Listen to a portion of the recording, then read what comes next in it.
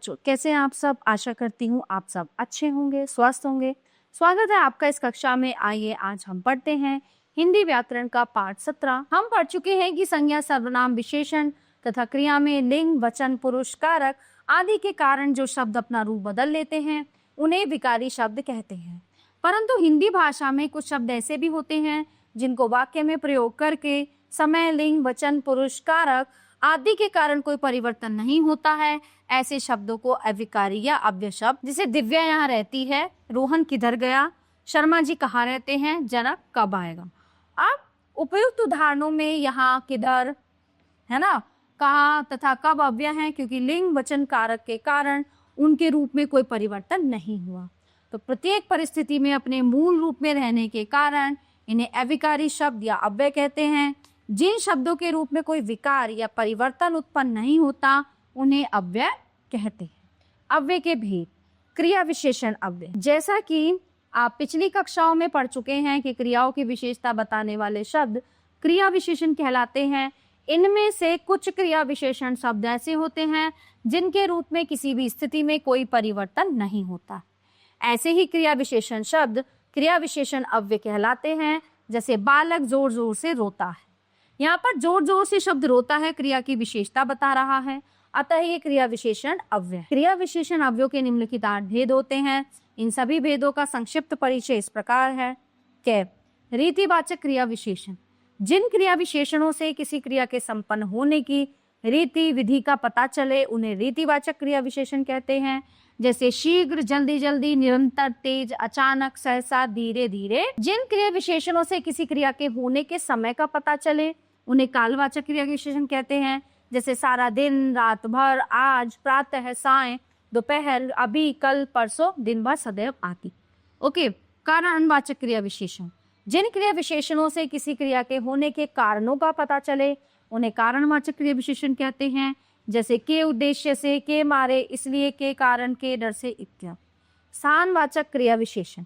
जिन क्रिया विशेषणों से किसी क्रिया के होने के स्थान का पता चले उन्हें स्थानवाचक क्रिया विशेषण कहते हैं। जैसे यहाँ, वहाँ, अंदर, बाहर, आगे, पीछे, सामने, इधर, उधर, ऊपर, नीचे, दूर, दाएं, बाएं आदि। निषेधवाचक क्रिया विशेषण।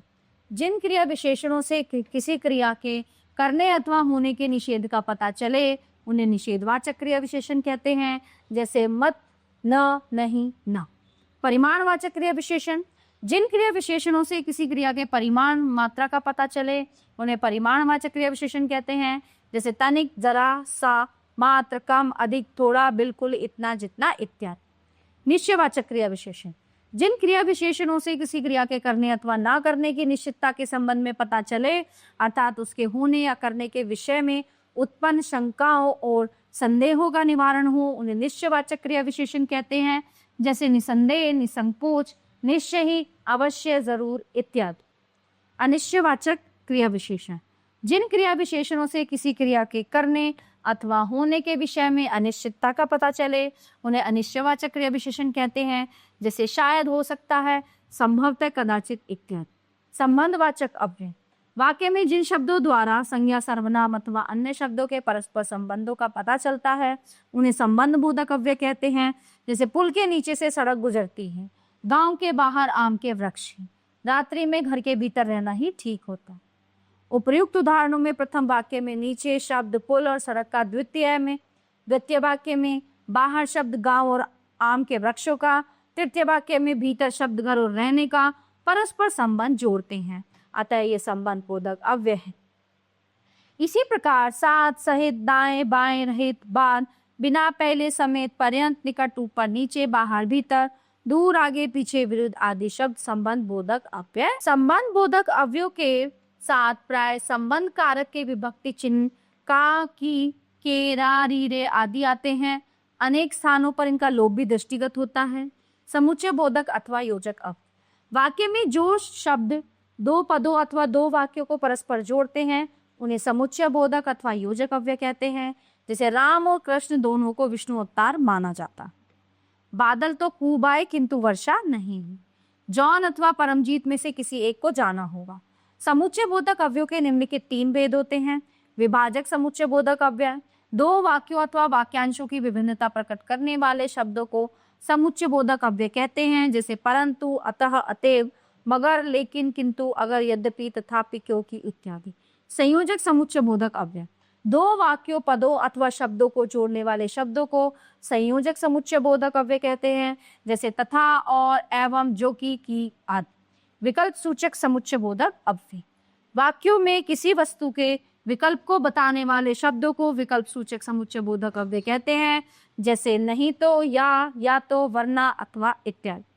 विस्मयादि बोधक अव्यय, वाक्य में जिन शब्दों से संबोधन, आश्चर्य, घृणा, दुख, क्रोध, लज्जा, हर्ष, विषाद, भय, आशीर्वाद इत्यादि भावों का ज्ञान होता है, उन्हें विस्मयादि बोधक अव्यय कहते हैं, जैसे शाबाश तुम जीत कर, हो, हे, ओ, अरे, ओ, आहा, छी छी, हाय, ओ, शाबाश, हा हा, वाह, काश, उफ इत्यादि विस्मयादि बोधक अव्यय हैं, और इन सभी शब्दों के बाद में प्राय विस्मयादि बोधक चिन्ह लगाया जाता है। तो प्यारे बच्चों, ये था पाठ हमारा अव्यय। आशा करती हूँ आपको ये पाठ बहुत अच्छे से समझ आया होगा। मिलते हैं अगली कक्षा में। धन्यवाद।